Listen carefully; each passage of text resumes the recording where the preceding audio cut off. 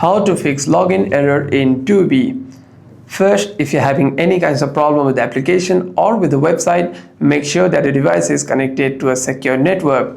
Swipe down on the control center and simply tap on your Wi-Fi to turn it on. And by doing so, you shouldn't be facing any internet connection issues. However, if there's any other problems regarding login, simply open your browser and at the search bar you want to type in Tubi.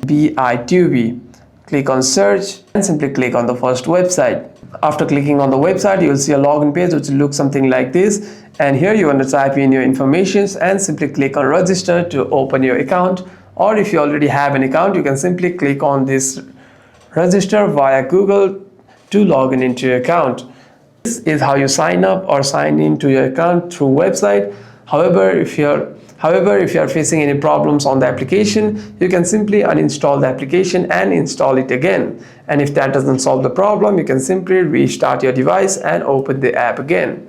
Hope this video was helpful, and if you have any further questions, make sure to leave a comment down below.